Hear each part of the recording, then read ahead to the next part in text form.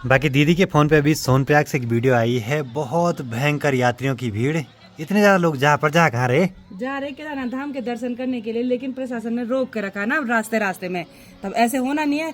सब लोग चाहते हैं, सब 2-4 दिन का टाइम लेके आते हैं धाम के दर्शन करने के लिए, फिर ऐसे हो रहा है। देखो अब पार्ट 1 की वीडियो एडिटिंग का काम तो हुआ कंप्लीट और अभी बाहर का माहौल कुछ ऐसा है। शाम के 4:30 हो रहे हैं, चारों ओर से खूब सारे बादल भी आ गए हैं और अब तक भगवान मद्मेश्वर जी की डोली सामने रांसी गांव तक पहुंच चुकी होगी। तो अब वीडियो को यहीं से कंटिन्यू कर रहा हूं, क्योंकि जो पिछला एपिसोड है उसको मैंने सेपरेट रखा है, उसमें अपना डेली व्लॉग बिल्कुल भी ऐड नहीं करा है। बाकी अब एक बार देखते हैं कि आज मिस्त्रियों ने कितना काम किया है। सुबह से बस हम अपने कामों में ही बिजी थे आज। बाकी कल यहाँ पे मिस्त्रियों ने इस सीढ़ी डाली थी, तो सीढ़ी का काम भी हुआ कंप्लीट। अब यहाँ से सीधे हम ऊपर छत तक जा सकते हैं आसानी से। बाकी आज यहाँ पे मिस्त्रियों ने आसपास जो भी गार्डर पड़ने हैं उनकी भराई कर रहे हैं कंक्रीट से, और ये सारी अभी तैयारी चल रही है ऊपर मोमटी की चिनाई के लिए। उससे पहले गार्डर डालना जरूरी था, नहीं तो छत का पानी रिस्क के नीचे दीवार में जा सकता था। तो अभी बस इसी काम पे लगे हुए हैं सभी मिस्त्री। अब यहाँ पे मोमटी का पूरा काम करने में लगभग हफ्ते 10 दिन तो लगने ही वाले हैं आसानी से। यही एक मेन काम था जिस वजह से मैं अभी मद्मेश्वर धाम की यात्रा पे नहीं गया हूँ। मैं जाऊंगा सीधे भगवान जी की डोली जब धाम में पहुंच जाएगी उसी दिन ज्वाइन कर दूंगा डोली को। बाकी वैसे भी आज भगवान जी की डोली ठीक सामने रांसी गांव तक ही गई है। कल जाएगी वहां से गोंडार गांव तक, फिर उसके बाद अगले दिन मद्मेश्वर धाम तक। 20 तारीख को वहां पे भगवान जी के मंदिर के कपाट भी खुल जाएंगे, तो उस दिन हम भी वहां पे आसानी से पहुंच जाएंगे यहाँ से।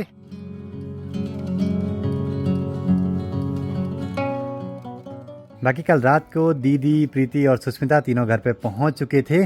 बाकी सुष्मिता को कितने दिन हो गए यहाँ? 2 तारीख को आई थी मैं वहाँ से। अच्छा, चलो बढ़िया। अब इसके बाद आ रहे हैं मद्मेश्वर धाम की यात्रा पे, तो तीनों आज जाएंगे रांसी गांव तक। हम दोबारा आते या नहीं आते? ये तो बड़े प्यार से बोली, पर प्रीति डांट रही मेरे को। क्यों? जल्दी चलो यार।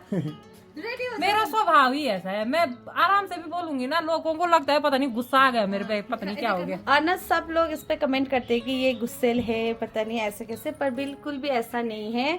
अगर आप लोग इसको सामने से देखोगे ना तो ये बिल्कुल डिफरेंट है। शाम के 6:15 हो चुके हैं। मेरा आज कोई प्लान नहीं था रांसी गांव तक जाने का, क्योंकि मेरा प्लान था कि मैं तीसरे दिन जाऊंगा सीधे कपाट ओपनिंग के दिन। लेकिन प्रीति, दीदी और सुष्मिता ने मेरे को खूब मनाया कि भाई चलो आज, क्योंकि वहाँ बहुत सारे अपने दोस्त आए हुए हैं, तो फिर मुझे जाना ही पड़ेगा अब। बाकी घर पे भी लगातार काम जारी है ऊपर, और मिस्त्री लोग अभी यहाँ से ना पूरी ईंटें वगैरह ऊपर तक पहुँचाने का काम कर रहे हैं। कल से मोमटी की चिनाई स्टार्ट हो जाएगी, तो जब तक हम ट्रिप से घर वापसी आते हैं तब तक शायद चिनाई का काम कंप्लीट हो जाएगा।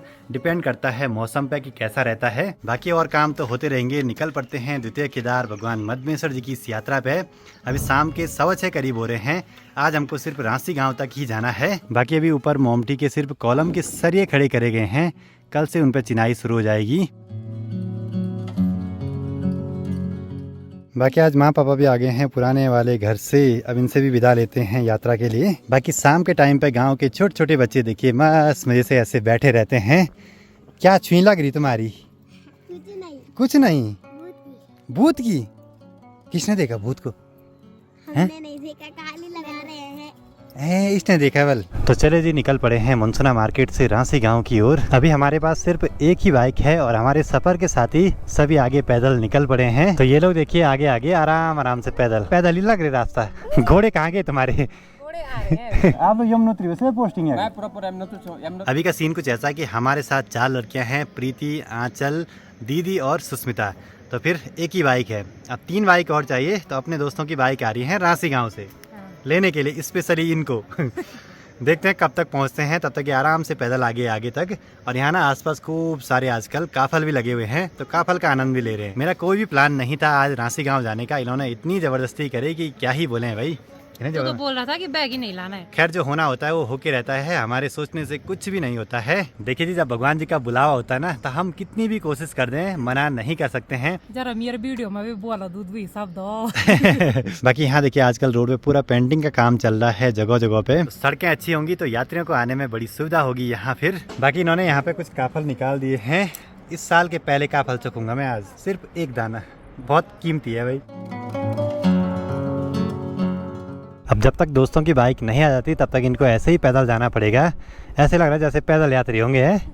सारे निकल पड़े। बाकी अगर इन जगहों पे मानसून के टाइम पे आते हैं ना तो बहुत भयंकर झरने आते हैं, बस क्या गदरे आते हैं, लेकिन आजकल बहुत कम पानी है सभी में। रांसी गांव तक 3-3 बाइक मंगवा दिए हैं भाई, सारे दोस्त पहुंच गए। बस अमित भाई भी पहुंच गया अपनी बाइक के साथ। चलो जी, बहुत सारे ब्लॉगर एक जगह पे इकट्ठा हो जाते हैं ना, तब ऐसे ही कुछ माहौल हो जाता है। अभी तक सिर्फ एक बाइक थी, अब 1 2 3 4 5 बाइकें हो गई हैं। बाकी अब सभी दोस्तों ने यहाँ से जाना है रांसी गांव तक, इसीलिए यहाँ पे वहाँ से बाइक बुलवाई हैं, क्योंकि आजकल गाड़ियाँ मिलना जरा मुश्किल होता है। देखिए जी, जब एक साथ बहुत सारे ब्लॉगर मिलते हैं ना तो अलग ही माहौल बन जाता है सभी का। बाकी दीपक बहुत बिजी था, तब भी सभी को ले आए यहाँ पे। प्रीति जाएगी यहाँ से दीपक के साथ, सुष्मिता आएगी मेरे साथ, अमित नेगी आराम से सिर्फ मेरा बैग ले जाएगा, थैंक यू सो मच। दीदी जाएगी सुजान भाई के साथ, आंचल जाएगी ऋतिक के साथ। इस घाटी में आगे बढ़ते हुए ये पहला पुल जो कि क्यरगढ़ नदी पे बना हुआ है और सभी दोस्तों की बाइकें लाइन से चल रही हैं, तो एक अलग ही मजा आ रहा है अभी बाइक राइड करने का। कुछ जगहों पे रोड की कंडीशन खराब ही है और कुछ जगहों पे अच्छे से पेंटिंग हो गई है यहाँ मधमेश्वर घाटी में।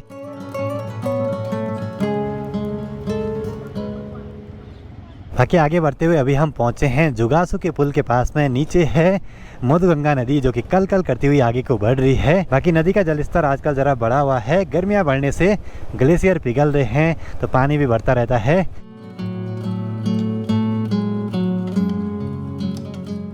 तो आगे बढ़ते हुए अभी पहुंचे हैं राव लेक में। चलो जी, अब यहाँ दुकान से ना कुछ मिठाई वगैरह रख देंगे क्योंकि आगे जा रहे हैं दीपक लोगों के घर पे। बाकी सामने मधमेश्वर घाटी से देखिए मौसम बहुत गड़बड़ हो रहा है, शायद बारिश भी आ सकती है ऐसे में। राव लेक से भी आगे की ओर निकल पड़े हैं रांसी गांव के लिए। मात्र 5-6 किलोमीटर की दूरी रह गई है यहाँ से। अभी रात के 8 बजने वाले हैं, पहुँच चुके हैं रांसी गांव में। बाकी यहाँ भी खूब सारी चहल पहल बढ़ने वाली है कुछ दिनों में, जैसे ही यात्रा शुरू होती है और खूब सारे यात्री लोग यहाँ आते हैं भगवान जी के दर्शनों के लिए। और यहाँ से है ऊपर गाँव में जाने का मेन रास्ता।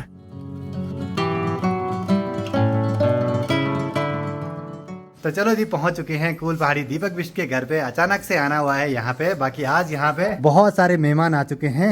अब इनके रहने खाने की पूरी व्यवस्था है। खाने की व्यवस्था तो यहाँ होगी, हम कर देंगे। रहने की व्यवस्था इसने कर दी है और बनाने की व्यवस्था ये करेंगे। देखिए जी, हम तो यहाँ पे आते आते पुराने हो गए हैं। 2 बड़े बड़े ट्रैक हमने इसी घर से स्टार्ट करे हैं, नंदीकुंड ट्रैक और मननी वैली का ट्रैक। बाकी सभी यहाँ पे जलपान कर रहे हैं अभी। अब आज सारे ब्लॉगर्स यहाँ कूल पहाड़ी के घर पे रुकने वाले हैं, तो मिलवाते हैं सभी ब्लॉगर्स से आपको। SJ family blog, Priyanka Yogi Tiwari, cool Pahadi, तुम्हारा घर है ना? Amit Negi blogs, RTK blogs, Anchal Rana blog, Preeti Rana, Sushmita Chhetri blogs. अब सारे ब्लॉगर जब एक जगह पे इकट्ठा होते हैं ना तब तो कुछ अलग ही माहौल बनता है भाई।